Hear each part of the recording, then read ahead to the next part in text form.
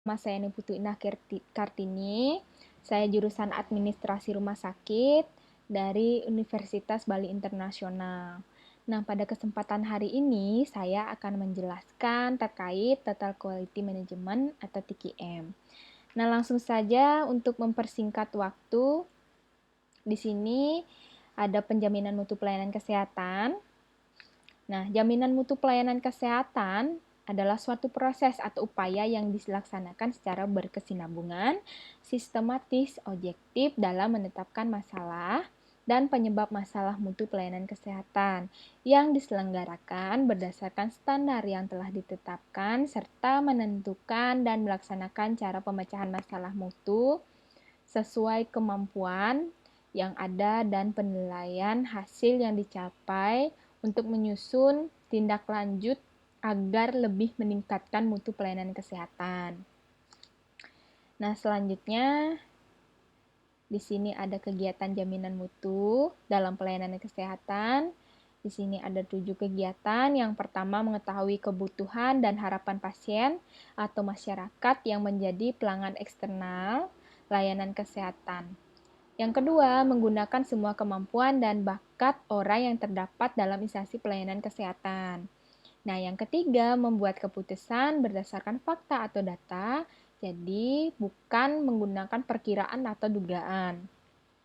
Yang keempat, bekerja dalam kelompok yang terdiri dari setiap orang. Nah, yang kelima, menghindarkan pemborosan setiap bagian instansi pelayanan kesehatan termasuk waktu, karena waktu itu adalah uang. Yang keenam, mengelola semua proses untuk menghasilkan apa yang dianggap penting, tetapi pada saat yang sama harus mendorong orang menjadi inovatif dan kreatif. Nah, semua kegiatan itu harus selalu dikerjakan karena mutu adalah doing the right thing all the time. Jadi doing the right thing all the time itu yang dimaksud semua pekerjaan itu harus dilakukan dengan cara yang benar. Nah, yang selanjutnya di sini ada tahapan pendekatan jaminan mutu. Pada dasarnya tahap pendekatan jaminan mutu ada 4 tahapan. Di sini yang pertama, sadar mutu, orang yang mengetahui atau memahami tentang mutu tersebut. Nah, yang kedua, menyusun standar yang bisa dibilang lembaga-lembaga yang berwenang yang disepakati oleh badan resmi untuk menentukan standar yang spesifik. Contohnya, menggunakan alat kerja atau mesin sehingga membutuhkan standar untuk penyeragaman penggunaannya. Nah, yang ketiga, mengukur apa yang dicapai atau bisa dibilang menilai, contohnya apakah yang akan dicapai dalam jaminan layanan tersebut. Seperti itu. Yang keempat, membuat rencana peningkatan mutu layanan kesehatan yang diperlukan, seperti kekurangan dalam pelayanan kesehatan yang harus ditingkatkan. Selanjutnya, di sini ada siklus jaminan mutu. Semua langkah dalam siklus jaminan mutu layanan kesehatan atau lingkaran mutu selalu berulang atau berkesinambungan. Jadi tidak ada hentinya seperti terlihat dalam gambar di sini. Yang pertama, menyusun standar, lalu mengukur mutu, lalu menyusun rencana, lalu melaksanakan rencana dan terulang dari menyusun standar dan seterusnya. Jadi dikatakan tidak ada hentinya seperti itu. Nah, selanjutnya di sini hal yang diperlukan untuk keberhasilan suatu upaya pendekatan jaminan mutu. Yang pertama, komitmen dari pemimpin instansi pelayanan kesehatan, puncak komitmen. Yang kedua, kesehatan puncak komitmen dari semua personel. Yang ketiga, kejelasan tanggung jawab kegiatan jaminan mutu, layanan kesehatan. Yang keempat, bersedia melakukan perubahan sikap. Nah, selanjutnya di sini ada yang kelima, pencatatan yang akurat. Yang keenam, komunikasi yang efektif pada setiap tingkat instansi pelayanan kesehatan. Nah, yang ketujuh, di sini ada pelatihan tentang pengetahuan dan keterampilan mutu dan jaminan mutu layanan kesehatan. Nah, di sini saya akan menjelaskan definisi Total Quality Management atau TQM. Quality Management atau TQM yaitu suatu cara pendekatan dalam upaya meningkatkan efektivitas, efisiensi, dan responsif instansi pelayanan kesehatan dengan melibatkan seluruh staf atau karyawan. Nah, dalam proses aktivitas peningkatan mutu ini, seluruh staf dan karyawan itu terlibat untuk memenuhi kebutuhan atau tuntutan konsumen pengguna jasa instansi pelayanan kesehatan tersebut. Nah, di sini ada perkembangan mutu. Perkembangan mutu itu dari inspection quality control, quality insurance, sampai ke total quality. Nah, di sini sangat bervariasi sesuai dengan perkembangan ilmu. Jepang menggunakan istilah quality control untuk seluruhnya, sedangkan di Amerika memakai istilah continuous quality improvement untuk total quality, dan Inggris memakai istilah quality insurance untuk quality insurance. Continuous quality improvement maupun untuk total quality dan tidak bisa membedakannya. Nah, selanjutnya di sini ada pilar dasar dalam TQM.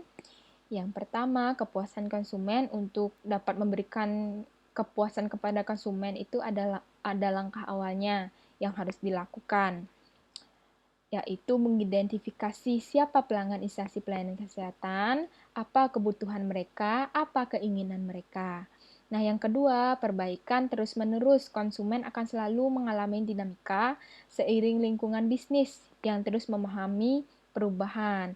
Nah, dari itu, instansi pelayanan kesehatan harus mampu mengikuti perubahan kebutuhan dan keinginan konsumen.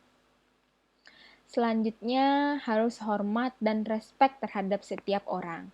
Setiap orang dalam instansi pelayanan kesehatan merupakan individu yang memiliki kontribusi bagi pencapaian kualitas yang diharapkan.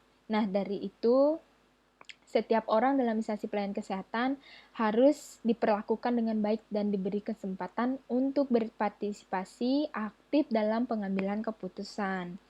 Nah, yang keempat, manajemen berdasarkan fakta. Setiap keputusan yang diambil akan memberikan hasil yang memuaskan jika berdasarkan pada data dan informasi yang objektif, lengkap, serta akurat. Nah, di sini ada elemen pendukung TQM. Di sini ada 10 elemen. Yang pertama, berfokus pada pelanggan. Dalam instansi pelayanan kesehatan TQM ini, pelanggan internal dan pelanggan eksternal merupakan kekuatan pendorong aktivitas instansi pelayanan kesehatan. Nah, pelanggan eksternal ini mereka menentukan kualitas pelayanan yang mereka terima. Nah, sedangkan yang internal berperan dalam menentukan kualitas SDM. Yang kedua, obsesi terhadap kualitas. Nah, dalam instansi pelayanan kesehatan TQM, pelanggan internal dan eksternal sebagai penentu kualitas. Instansi pelayanan kesehatan harus memiliki sebuah obsesi untuk memenuhi atau melebihi kualitas yang telah menentukan pelanggan. Nah, yang ketiga, pendekatan ilmiah. Di sini menyangkut desain karyawan, proses pengambilan keputusan, dan pemecahan masalah yang harus berdasarkan pada ilmiah yang bisa dipertanggungjawabkan, yang bisa diterima semua pihak yang terlibat. Nah, yang keempat di sini ada komitmen jangka panjang. Nah, komitmen jangka panjang dari seluruh elemen instansi pelayanan kesehatan sangat diperlukan guna mengadakan perubahan budaya agar penerapan TQM ini bisa berjalan lebih baik. Nah, di sini yang selanjutnya ada kerjasama tim. Dalam instansi pelayanan TQM ini, keberhasilan hanya dicapai jika kerjasama dari seluruh elemen yang terkait, baik kerjasama antar elemen internal instansi pelayanan kesehatan maupun dengan pihak eksternal instansi pelayanan kesehatan. Nah, di sini yang keenam, perbaikan sistem secara berkesinambungan. Nah, oleh karena itu, sistem yang ada perlu terus diperbaiki agar selalu mendukung upaya pencapaian kualitas pelayanan kesehatan. Nah, di sini selanjutnya yang ketujuh ada pendidikan dan latihan. Nah, di sini banyak ahli yang menyarankan pemberian pelatihan dan pendidikan untuk pengembangan kualitas. Pelatihan yang diberikan itu harus berupa pelatihan yang bersifat dinamis dan bisa mendorong kreativitas karyawan. Nah, selanjutnya di sini ada yang ke-8, kebebasan dan terkendali. Di sini para karyawan diberi kesempatan luas untuk turut serta dalam proses pengambilan keputusan dan pemecahan masalah. Yang ke-9, di sini ada kesatuan tujuan. Kesatuan tujuan ini bukan berarti bahwa harus selalu ada persetujuan atau kesepakatan antara pihak manajemen dan karyawan mengenai upah kondisi pekerja. Jadi harus mengarah pada satu tujuan yang sama. Nah, yang terakhir di sini adanya keterlibatan dan pemberdayaan karyawan. Nah, di sini para karyawan ini merupakan sumber daya yang sangat berharga bagi instansi pelayanan kesehatan. Nah, pemberdayaan di sini dapat diartikan sebagai pemberian wewenang dan kekuasaan kepada mereka dalam pengambilan keputusan. Nah, untuk itu agar memudahkan dalam memuaskan pelanggan. Nah, selanjutnya di sini ada 4 kriteria yang harus dipenuhi di instansi pelayanan kesehatan. Yang pertama, TKM harus berdasarkan atas kesadaran terhadap pentingnya kualitas. Yang kedua, TKM harus memiliki sifat kemanusiaan yang kuat dan tercermin pada cara karyawan diperlakukan, diikut sertakan, dan diberi inspirasi. Yang ketiga, TKM harus berdasarkan pada pendekatan desentralisasi dengan memberikan pemberdayaan dan keterlibatan pada karyawan pada semua level. Nah, yang keempat, TKM harus dilaksanakan secara menyeluruh, jadi melibatkan seluruh elemen instansi pelayanan kesehatan tersebut. Nah, di sini ada pedoman dalam penerapan TKM. Di sini ada yang pertama ada komitmen. Nah, komitmen ini untuk menyediakan produk atau layanan yang efisien. Yang kedua di sini ada konsistensi. Di instalasi pelayanan kesehatan ini harus menyediakan produk dengan kerja yang konsisten, misalnya ketepatan jadwal, ketepatan pengiriman, atau lain sebagainya. Nah, yang ketiga di sini ada kompetensi. Nah, instansi pelayanan kesehatan ini harus menyediakan karyawan yang mampu atau berpotensi yang unggul. Nah, guna untuk melaksanakan tugas atau karyawan sehingga mendukung pencapaian sasaran instansi pelayanan kesehatan. Nah, di sini ada kontak atau hubungan. Jadi harus mampu menjalin hubungan baik dengan konsumen, bertujuan untuk instansi pelayanan kesehatan ini bertujuan untuk sesuai dengan harapan dan keinginan konsumen. Nah, di sini selanjutnya ada komunikasi. Komunikasi yang baik dengan konsumen ini. Jadi, apa yang diinginkan konsumen bisa terjemahkan dengan baik oleh instansi pelayanan kesehatan. Selanjutnya ada kredibilitas. Kredibilitas ini dengan yang dimaksud dengan adanya saling percaya, hubungan dan komunikasi akan berjalan dengan baik. Selanjutnya ada perasaan atau compassion. Nah, di sini perasaan ini menyangkut kebutuhan dan harapan mereka. Apa kebutuhan dan harapan mereka? Jadi yang termasuk menyangkut hak dari hak dari mereka. Nah, yang selanjutnya ada kesopanan. Sini untuk karyawan yang berhubungan dengan konsumen harus menunjukkan sikap sopan kepada konsumen, terutama karyawan. Nah, selanjutnya ada kerjasama. Kerjasama ini dalam pelayanan kesehatan dengan konsumen, antar karyawan atau maupun antara instansi harus menjalin kerjasama yang baik. Nah, di sini selanjutnya ada kemampuan untuk melakukan pengambilan keputusan dan melakukan tindakan yang berkaitan dengan pelayanan. Selanjutnya di sini ada yang terakhir, ada kepercayaan.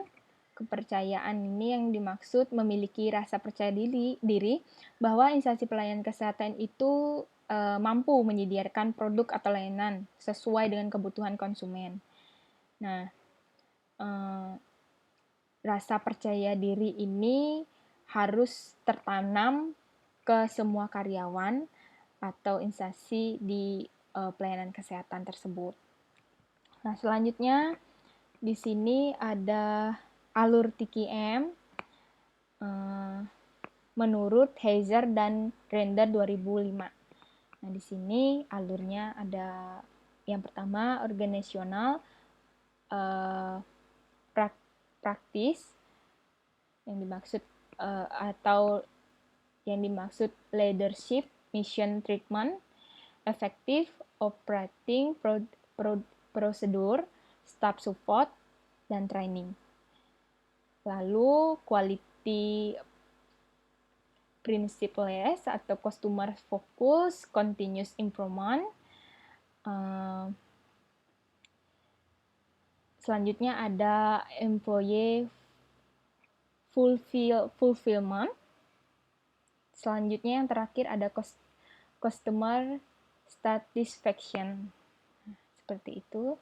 Selanjutnya ada hambatan dalam penerapan TKM.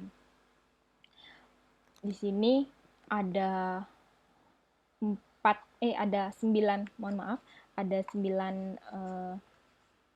hambatan.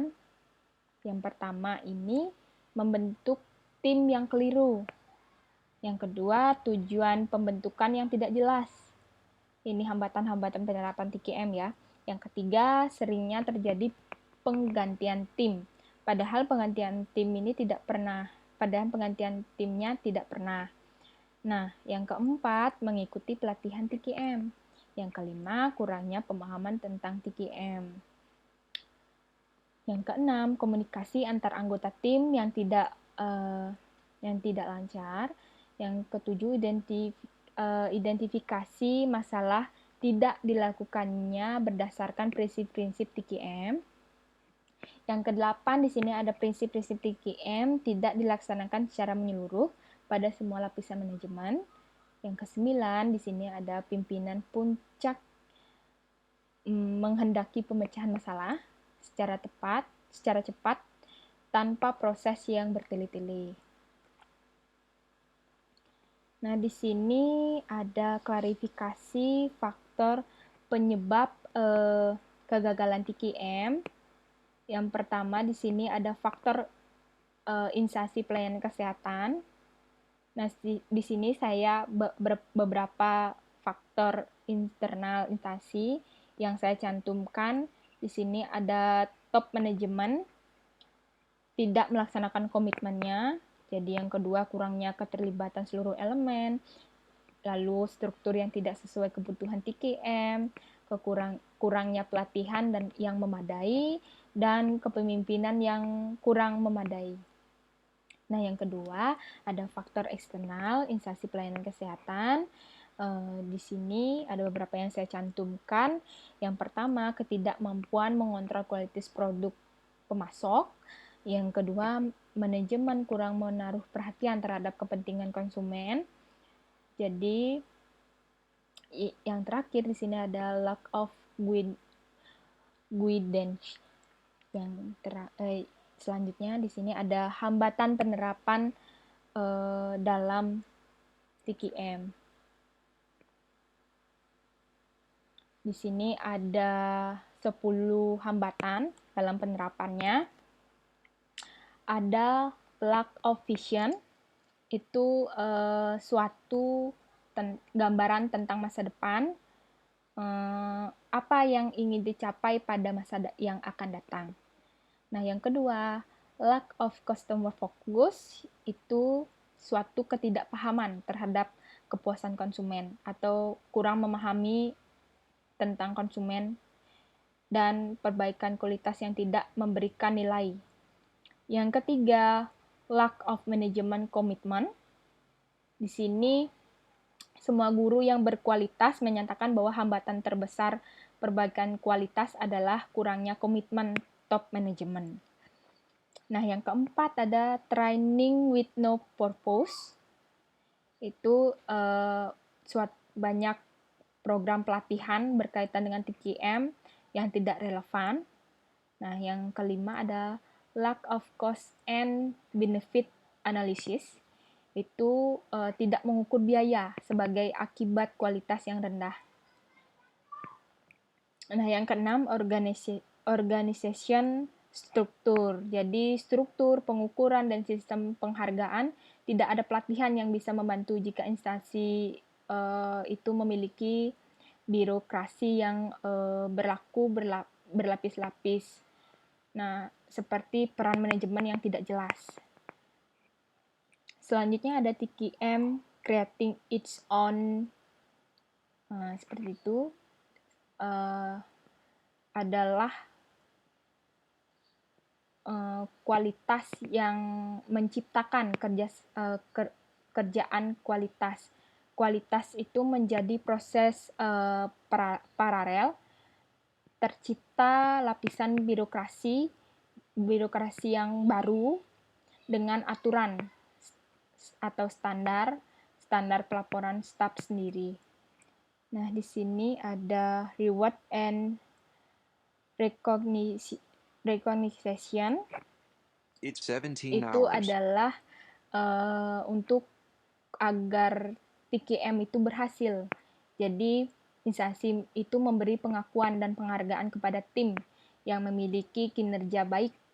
Nah, yang ke-10 di sini yang terakhir ada accounting system. Di sini accounting system itu seringkali hanya mencatat biaya pengerjaan ulang. Jadi biaya produk yang rusak atau cacat itu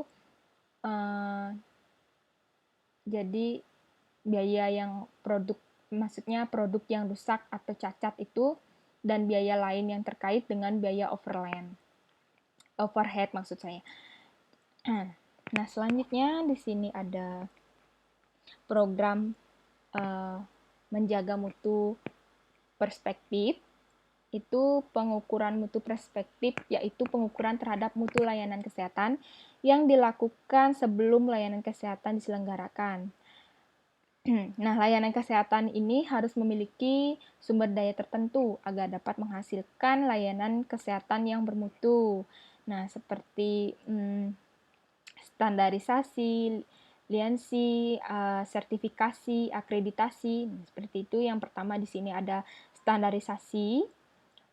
Standarisasi ini menerapkan contoh standarisasi peralatan tenaga, gedung, sistem organisasi, dan anggaran.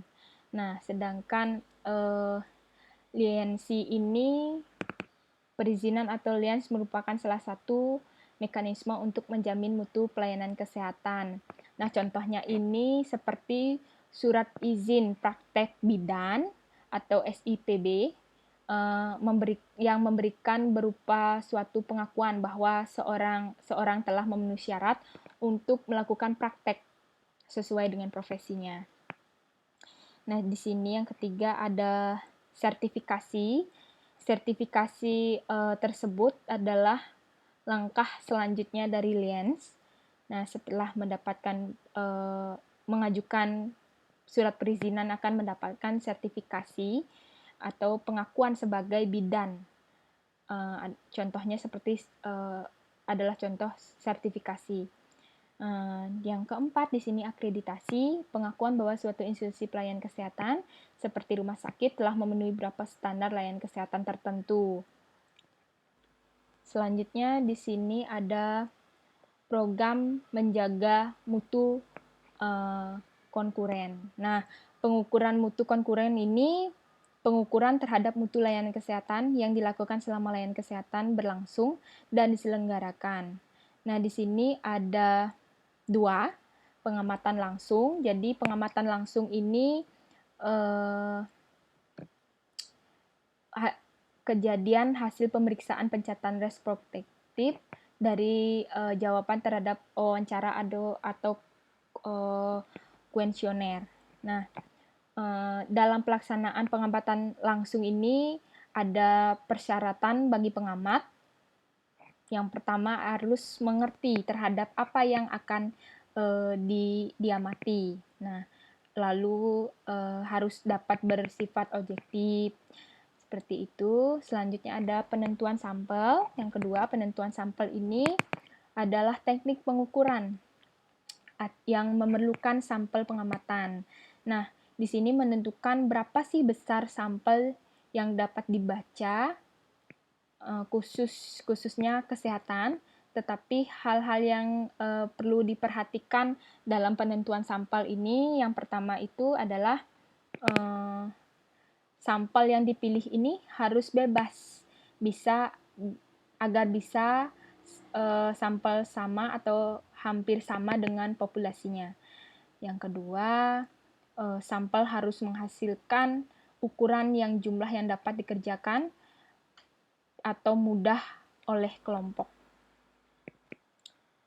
Selanjutnya di sini ada program menjaga mutu retrospektif. Program menjaga mutu retrospektif ini penjaminan mutu yang diselenggarakan setelah pelayanan kesehatan. Contoh program penjaga mutu retrospektif ini adalah review jaringan rekam medik. Review jaringan rekam medik ini suatu penilaian atau catatan medik atau catatan lain yang merupakan kegiatan yang disebut sebagai audit. Nah, di sini yang kedua ada review jaringan. Nah, review jaringan ini adalah penilaian terhadap pelayanan yang diberikan, penggunaan sumber daya, laporan kejadian atau kecelakaan seperti pada catatan-catatan. Nah, yang ketiga di sini ada survei klien. Survei ini melaksanakan melalui kuesioner atau interview secara langsung maupun melalui telepon, terstruktur atau tidak terstrukturnya. Nah, yang selanjutnya di sini ada program menjaga mutu internal. Nah, di sini menjelaskan program menjaga mutu internal ini atau bisa dibilang internal quality insurance adalah organisasi yang bertanggung jawab menyelenggarakan program penjaga mutu berada dalam institusi yang menyelenggarakan layanan kesehatan. Untuk itu, dalam institusi layanan kesehatan tersebut dibentuklah suatu organisasi yang khusus mengenai dan diberi tanggung jawab penyelenggaraan program jaminan mutu. Nah, jika ditinjau dari peranan pelaksanaan secara umum dapat diadakan ada 2 macam.